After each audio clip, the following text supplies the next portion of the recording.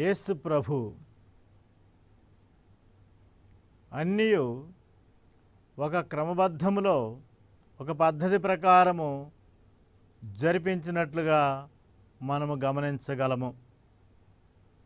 యేసు ప్రభు ఆనాడు కేవలము తాను మాత్రమే బోధించి వెళ్ళిపోలేదు. ఆయన తన సువార్త పరిచర్య దైవరాజ్య సువార్తను ప్రకటించుటకు ప్రారంభములోనే అపోస్తులను శిష్యులను ఎన్నుకొన్నారు. వారికి తర్ఫీదు ఇచ్చి ఉన్నారు. వారికి నాయకత్వ బాధ్యతలు అప్పగించి ఉన్నారు. ఈ విధంగా వారు తాను ఆరంభించినటువంటి రక్షణ సువార్త పరిచర్యను కొనసాగించవలసిన ఉన్నదని ఆయన అక్కడ మనకు స్పష్టంగా తెలియజేస్తున్నారు. ఆ విధంగా క్రీస్తు ప్రభు దగ్గర నుండి కూడా మనకు ఒక పద్ధతి, ఒక విధానము, ఒక క్రమశిక్షణ, ఒక క్రమము అన్నీ కూడా ఉన్నాయని మనం గుర్తుంచుకోవాలి. ఆ విధంగానే ఆ తర్వాత స్త్రీ సభ కూడా పేతురు గారి నాయకత్వంలో అపోస్తులు శిష్యులు కూడా ఒక పద్ధతిలో ఒక క్రమంలో ఈ విశ్వాసాన్ని ప్రకటించి ఉన్నారు. కనుక ఇక్కడ మనకు కనిపించే విషయము, యేసు ప్రభు శిష్యులను ఎన్నుకొని వారికి అధికారాన్ని అప్పజెప్పి వారికి సువార్త పరిచర్య బాధ్యతను అప్పజెప్పి వెళ్ళిపోయారు. అలాగే అపోస్తులు కూడా తమ స్థానంలో వేరే వారిని నియమించి ఆ యొక్క పరిచర్యను కొనసాగించాలని ఏర్పాటు చేసి ఉన్నారు.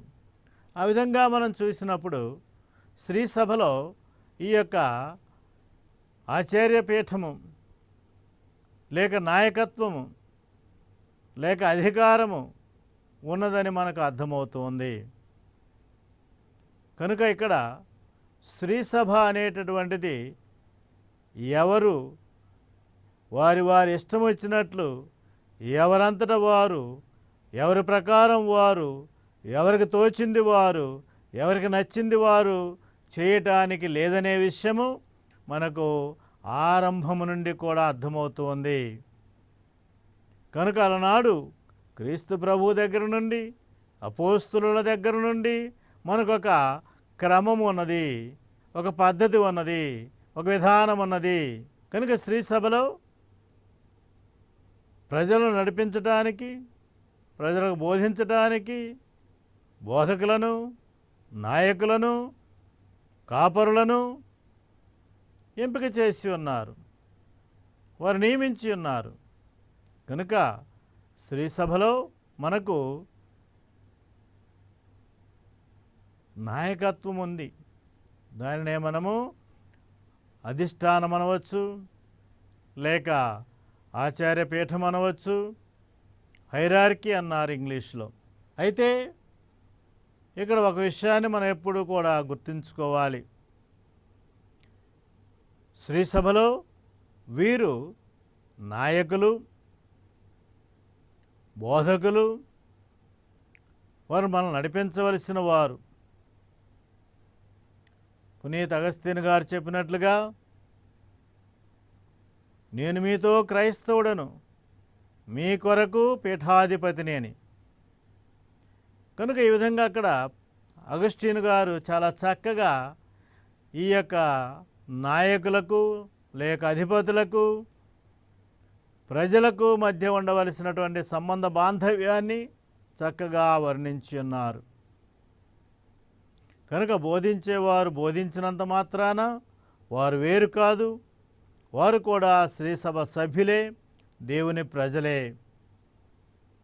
కానీ వారి నాయకత్వం కనుక దీనిని మనము అంగీకరించాలి.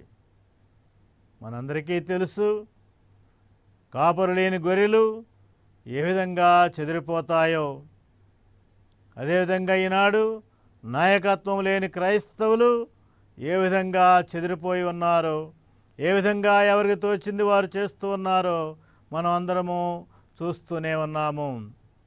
అందువలన యేసు ప్రభు తన అనంత జ్ఞానముతోని మనకొక నాయకత్వాన్ని, ఒక అధిష్టానాన్ని ఏర్పాటు చేసి ఉన్నారు. కనుక వారిని మనము అంగీకరించాలి.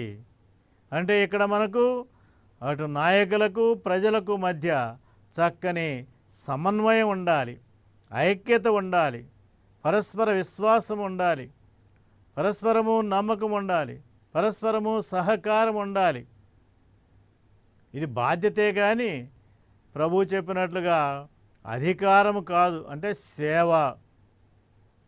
ఆ విధంగా మనం చూసినప్పుడు ఈ యొక్క నాయకత్వం వలన మనం ఒక క్రమశిక్షణలో ఒకే సంఘంగా, ఐక్యంగా, సమైక్యంగా 2000 సంవత్సరాలుగా ముందుకు సాగగలుగుతూ ఉన్నాము. ఇలాంటి అధిష్టానము,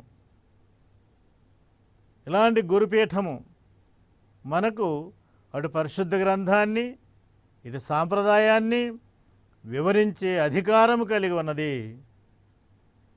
దానికి భాష్యం చెప్పే అధికారం కలిగి ఉన్నది. వారికి మాత్రమే అధికారం ఉన్నది. ఈ విషయాన్ని మనం అంగీకరించాలి. కనుక పరిశుద్ధ గ్రంథంలో కానీ, సాంప్రదాయంలో కానీ ఏ విషయమైనా వారు మాత్రమే వివరించింది మనం అంగీకరించాలి, నమ్మాలి, విధేయించాలి.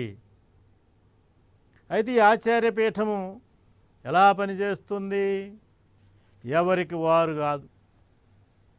వీరందరూ కూడా శ్రీ సభలోని అధికారులు, పీఠాధిపతులు, పాపుగారు అందరూ కూడా ఒక సమన్వయంగా పనిచేయాలి. వీరందరూ కలిసి, అనగా పీఠాధిపతులు పాపుగారితో కలిసి తీసుకున్నటువంటి నిర్ణయాలే, చెప్పిన భాష్యాలే, చెప్పిన వివరణే సరైనది అంగీకరించవలసి ఉన్నది. ఒక్కొక్కసారి మన శ్రీసభ 2000 సంవత్సరాల శ్రీసభ చరిత్రను చూసినప్పుడు ఒక్కోసారి కొంతమంది బిషపులు, పీఠాధిపతులు, ఒక్కోసారి పాపుగారులు కూడా వాళ్ళ వ్యక్తిగతమైనటువంటి సిద్ధాంతాలను, వివరణలను ఇచ్చినప్పుడు శ్రీసభ దానిని అంగీకరించలేదు. మన ఉదాహరణకి సంఘం ఆరంభంలో చాలామంది నాయకులు లేక పీఠాధిపతులు కొన్ని తప్పుడు సిద్ధాంతాలను ప్రకటించినట్లుగా మనకు కనిపిస్తుంది. ఉదాహరణకు నెస్తోరియస్ అనేటటువంటి ఒక పీఠాధిపతి క్రీస్తుని గురించి ఒక తప్పుడు వివరణ ఇచ్చి ఉన్నాడు. యేసు ప్రభువులో 2 స్వభావాలు ఉన్నాయి, దైవ స్వభావము, మానవ స్వభావము. కాబట్టి దీనిని ఆయన వివరించే దగ్గర కొద్ది పొరపాటు పడిపోయి ఏమన్నాడు? యేసు ప్రభువులో 2 వ్యక్తులు ఉన్నారు, ఒకడు దైవ వ్యక్తి, ఒకరు మానవ వ్యక్తి. 2 వేరు వ్యక్తులు. ఇది శ్రీసభ అంగీకరించలేదు. ఒకే వ్యక్తి కానీ 2 స్వభావాలు. ఒకరే కానీ ఆయన పూర్తిగా దేవుడు, పూర్తిగా మానవుడు అని సంఘము ఏకమై